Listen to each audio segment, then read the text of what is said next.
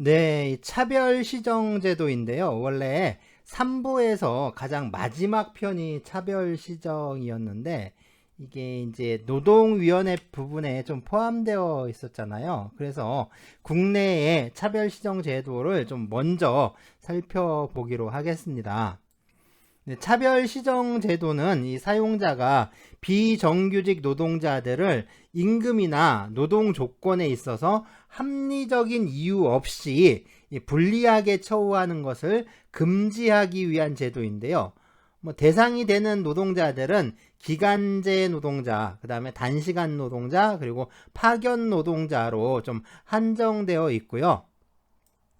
네, 차별적 처우에 대해서 시정을 원하는 이 비정규 노동자들은 노동위원회를 통해서 그 차별을 시정할 수 있는 그 절차가 마련되어 있습니다.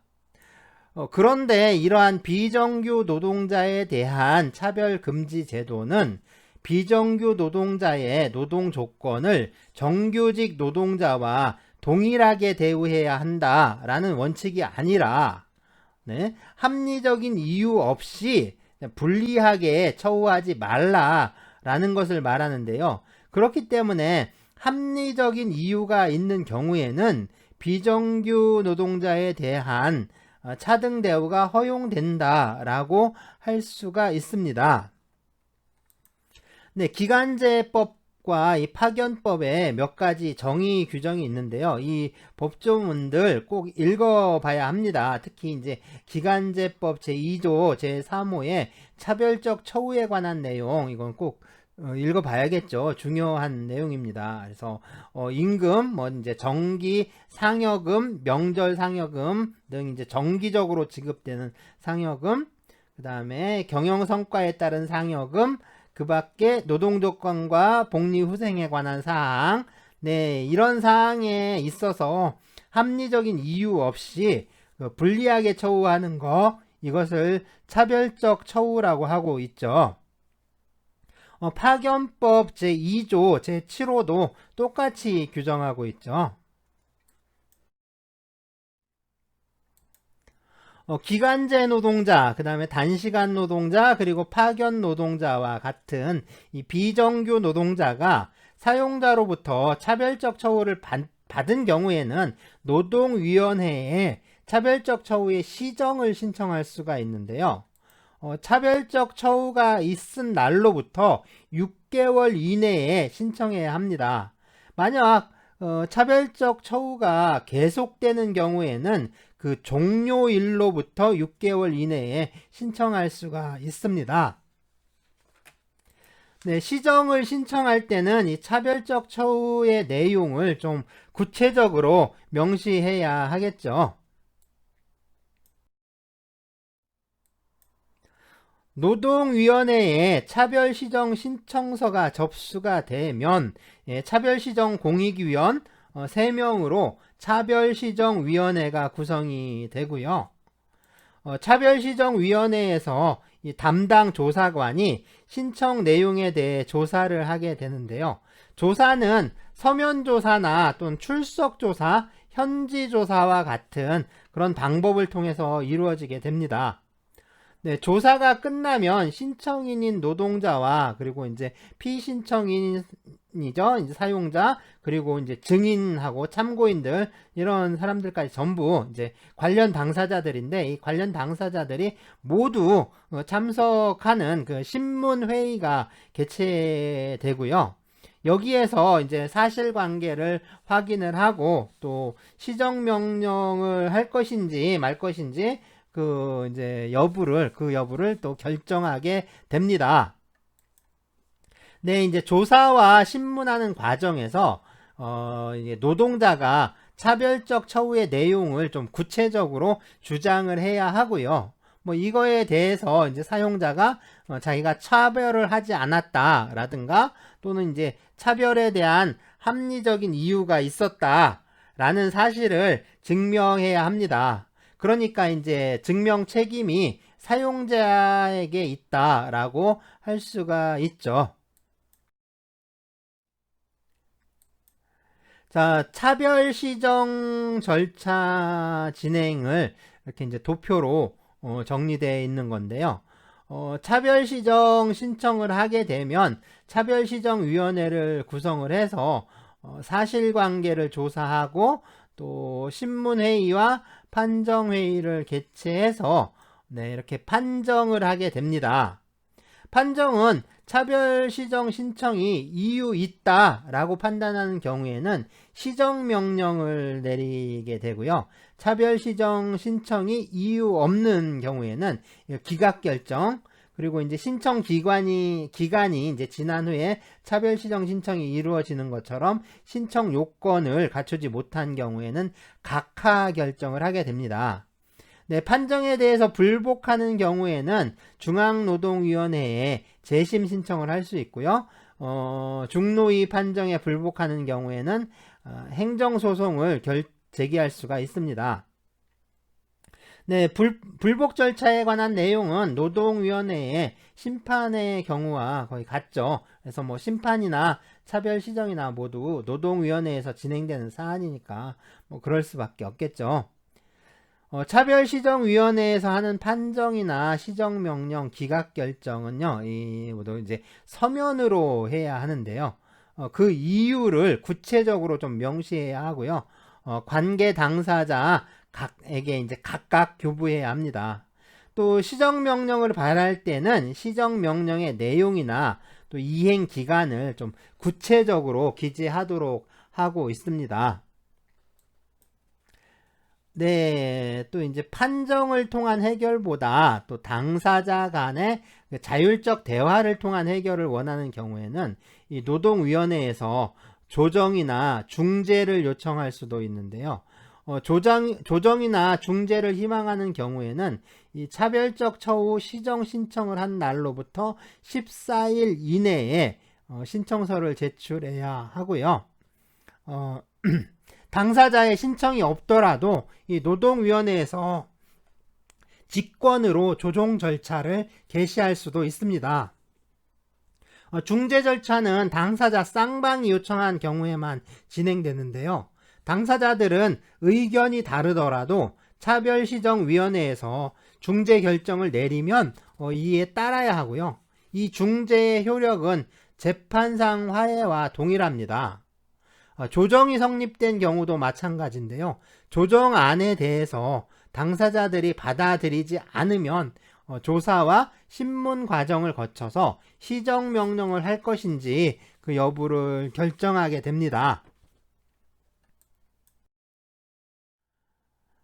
이렇게 조정이나 중재 또는 시정명령이 내려진 경우에 그 내용으로 차별적 행위를 중지하고 그 다음에 취업규칙이나 단체협약의 제도 개선 명령을 포함해서 임금이나 다른 노동 조건을 이제 개선하도록 명령한다거나, 자, 이제 노동자의 손해에 대한 어떤 적절한 배상을 명령할 수가 있는데요. 이때의 배상액은 차별적 처우로 인해서 비정규 노동자에게 발생한 손해액을 기준으로 하게 됩니다. 특히 네, 이제 그 사용자의 차별적 처우에 명백한 고의가 인정되거나 또 차별적 처우가 반복되는 경우에는 이 손해액 기준 3배를 넘지 않는 범위 내에서, 그러니까 3배를 넘지 않는 범위 내에서 그 배상을 명령할 수가 있는데요. 보통 이걸 징벌적 손해배상이라고 부르는데, 정확하게 말하자면 이건 징벌적 손해배상이라고 할 수가 없습니다.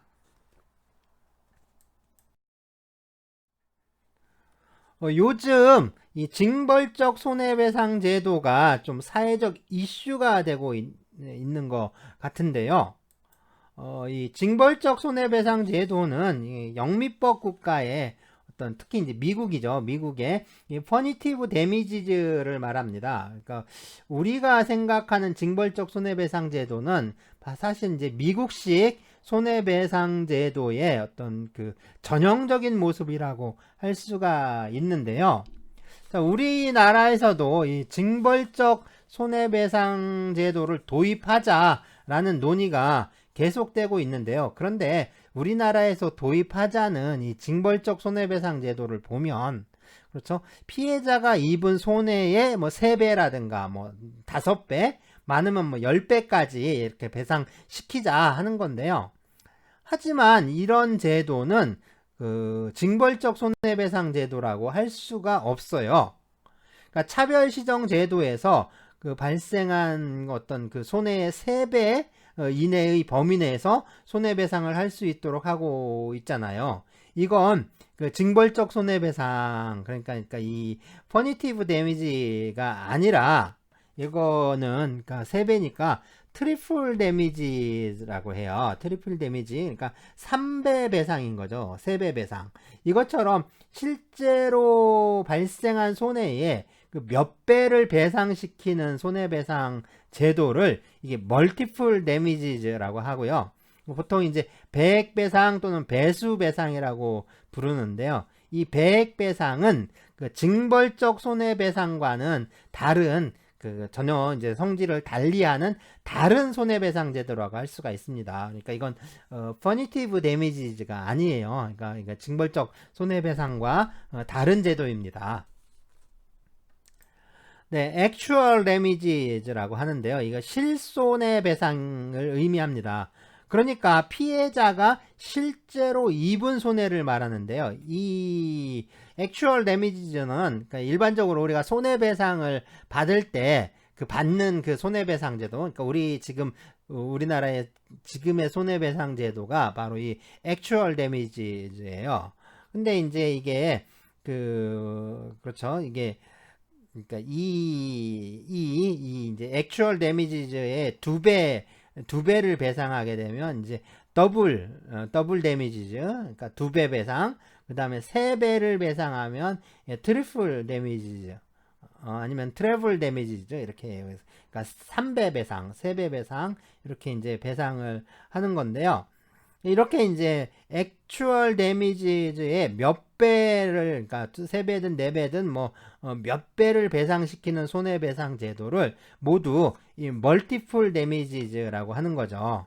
그런데 이 징벌적 손해배상이라는 거 있죠. 그러니까 이 퍼니티브 데미지라는 거는 이 액츄얼 데미지하고 아무 상관없이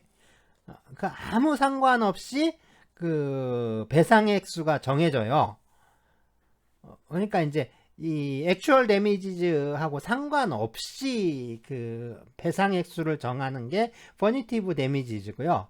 그 액츄얼 데미지의 그 몇 배수를 그 배상시키는 게 그 멀티플 데미지라는 거죠.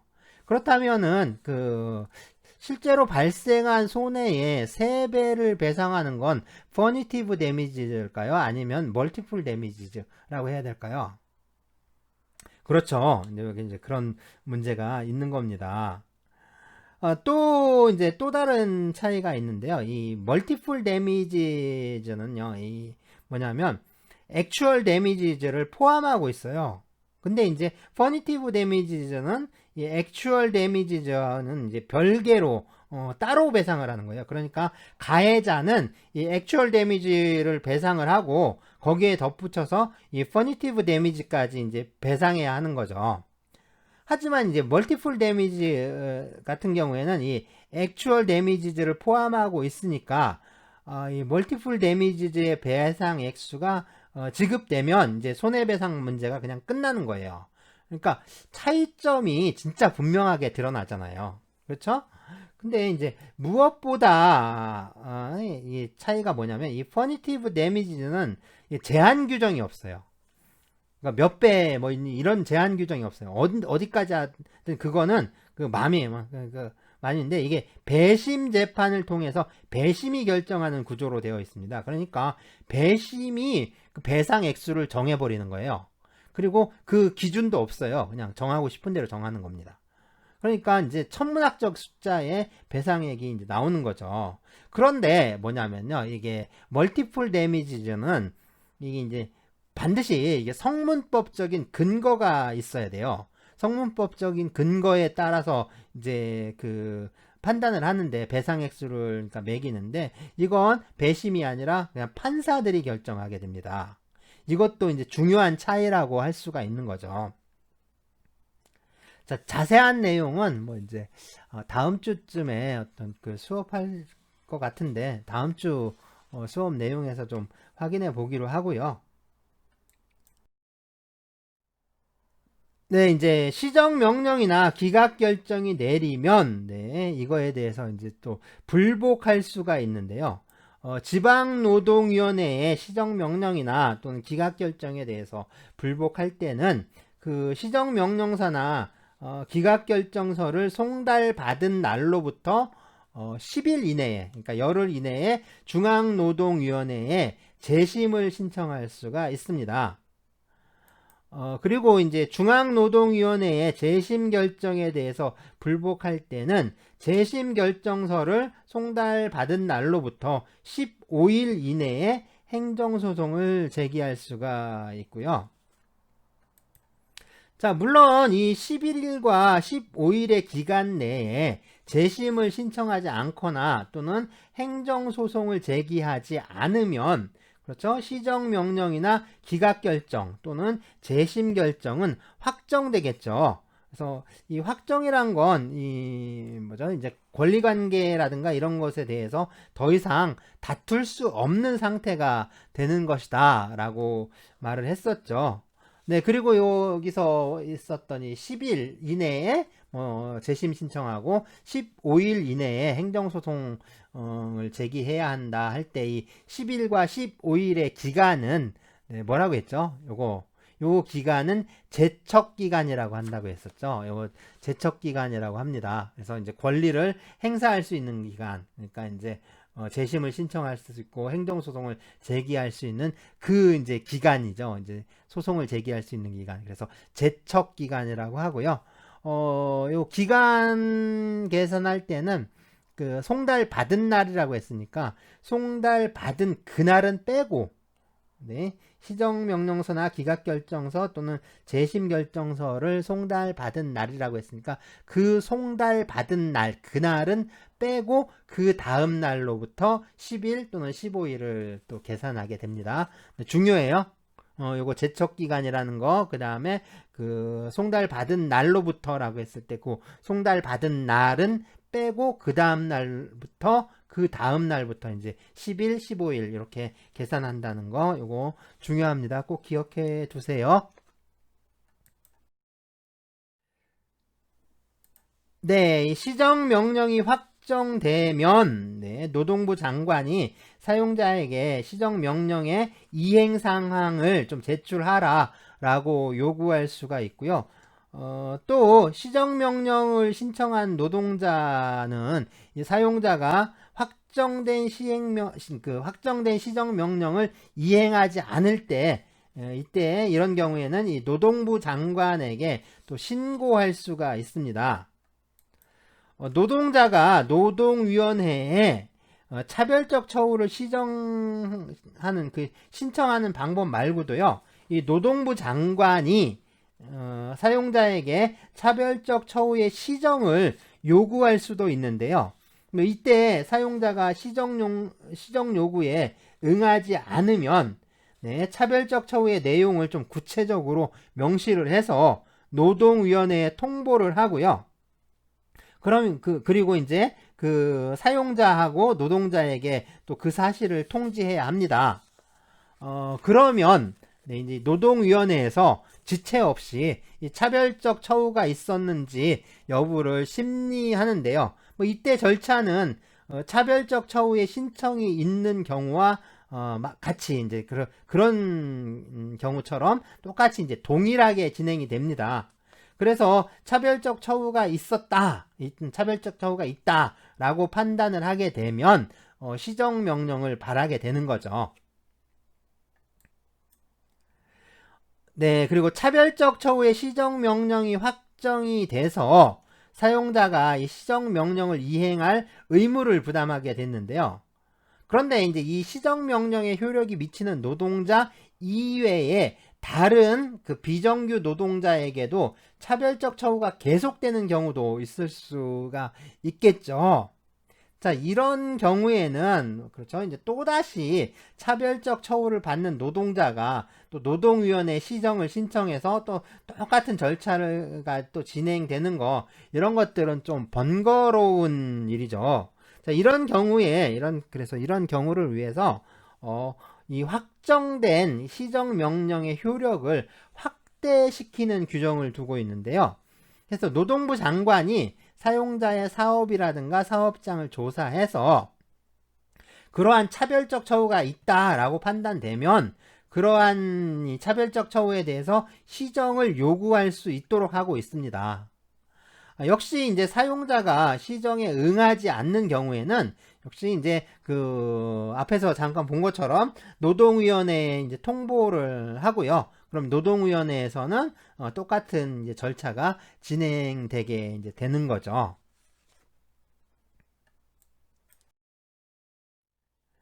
네, 이제 다음 주제는 우리 이제 하기로 했던 게 노동의 변화와 대응인데요. 제3부 노동의 변화와 대응인데, 물론 이제 지금 보고 있는 것도 제3부죠. 제3부인데, 네, 이제 원래는 해서 이 제3부까지 다 시험 범위라고 했었는데요. 물론 이제 이건 그 아직 결정된 게 아니라 이건 개인적인 생각인데, 그러니까 오늘 한 내용, 그러니까 여기까지만 좀 시험 범위로 하고, 그 다음에 이제 다음 주부터 진행하는 수업은 좀 자율적으로 수강하는 게 어떨까, 이런 생각 중입니다. 그러니까 이제 시험 범위에 포함시키지 않는 거죠. 물론 이제 기말 시험에 대한 어떤 그 설문조사를 거쳐서, 네, 이제 설문조사를 하고 그거에 따라서 좀 확정할 예정이긴 한데, 네, 개인적인 생각은 좀 그렇다는 거예요. 그래서 개인적인 생각은 좀 그렇다라는 건데, 그래서 이제 다음 주부터 이제 제3부 노동의 변화와 대응이라고 했는데요. 그리고 이제 제4부가 노동교육과 노동의 미래로 되어 있는데, 이 부분은 뭐 이제 최근에 쟁점으로 떠오르는 영역이라서 뭐랄까 이제 좀 객관적 시험으로 보기가 좀 그래요. 그래서 어느 정도 이제 확정된 그 정답이 좀 잡힐 수 있어야 하는데, 그죠? 객관적으로 이제 정답화할 수 있는 게 좀 있어야 되는데, 이게 좀 다른 시각이라든가 뭐 이제 다른 견해들이 좀 다양하게 또 제기될 수도 있는 그런 상황이기도 하고, 물론 이제 굳이 시험 문제로 가공하자고 하면 뭐 이제 하자면 할 수가 있는데, 뭐 근데 뭐 그런 것도 있죠. 지금까지 한 내용도 많은데 뭐 시험 범위를 더 늘릴 필요가 있을까 하는 생각도 들고요. 그래서 어쨌든 뭐 설문 조사를 통해서 결정하긴 할 건데, 아마 이제 그 내 그 예상이 좀 맞지 않을까, 뭐 그런 생각도 들어요. 어쨌든 뭐 이제 구체적으로 의견을 들어서 결정하기로 합시다.